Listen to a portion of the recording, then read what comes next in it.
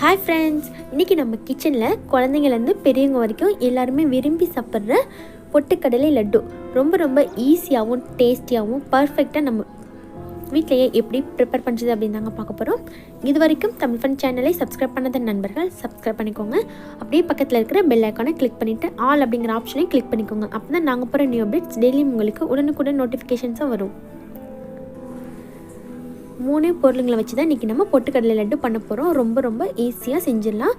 1 cup அளவுக்கு பொட்டுக்கடலை, அதுக்கு 1/2 கப் அளவுக்கு சர்க்கரை, 1/4 கப் அளவுக்கு நெய். இந்த 3 பொருளும் இந்த அளவுக்கு மெஷர்மெண்ட்டில் இருந்தால் ரொம்ப ஈஸியாக பண்ணிடலாங்க. இதுக்கு வந்து நீங்கள் மெஷரிங் கப்பு தான் எடுக்கணும்னு இல்லை, நீங்கள் வீட்டில் யூஸ் பண்ணுற நார்மல் டீ கிளாஸில் கூட நீங்கள் மெஷர் பண்ணிக்கலாம். 1 கப் பொட்டுக்கடலை எடுத்திங்கன்னா 1/2 கப் அளவுக்கு சர்க்கரை, 1/4 கப் அளவுக்கு நெய். இப்போ ஸ்டவ் ஆன் பண்ணிவிட்டு பேன் வச்சுக்கோங்க. அதில் பொட்டுக்கடலை சேர்த்துட்டு கூடவே ஒரு 3 ஏலக்காய் சேர்த்துக்கோங்க. சேர்த்துட்டு லோ ஃப்ளேமில் வச்சு ஒரு 2 நிமிஷம் மட்டும் வறுத்துக்கோங்க. ரொம்ப நேரம் வறுக்க வேணால், கலர்லாம் சேஞ்ச் ஆகிடாமல் லைட்டாக அந்த பொட்டுக்கடலை வந்து சூடாக இருக்க மாதிரி மட்டும் பார்த்துக்கோங்க. கையில் எடுத்தோம் அப்படின்னா லைட்டாக சூடு இருக்கணும். இந்த மாதிரி பதம் இருக்கும்போது ஸ்டவ் ஆஃப் பண்ணிடுங்க. இப்போ பொட்டுக்கடலையை மிக்ஸி ஜாரில் மாற்றிடுங்க.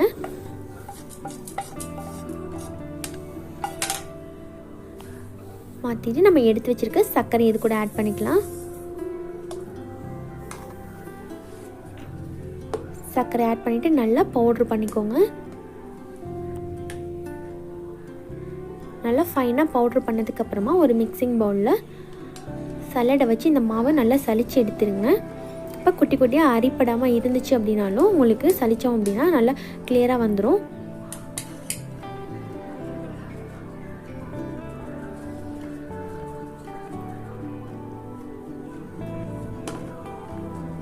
நம்ம ஃபெஸ்டிவல் டைம்லலாம் ரொம்ப ஈஸியாக ப்ரிப்பேர் பண்ணக்கூடிய இந்த லட்டுங்க ரொம்ப டேஸ்டியாக இருக்கும்.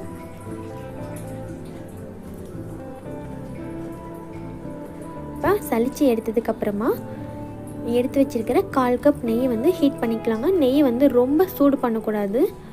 வெது வெதுப்பாக இருக்கிறதுக்கு கொஞ்சம் அதிகமான சூடு வந்தது ஸ்டவ் ஆஃப் பண்ணிக்கோங்க.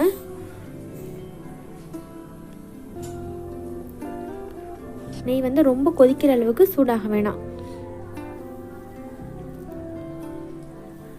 ஹீட் பண்ண நெய்யை நம்ம எடுத்து வச்சுருக்க மாவு கூட ஆட் பண்ணிக்கலாம். சேர்த்துட்டு இதை நல்லா மிக்ஸ் பண்ணி விட்டுருங்க.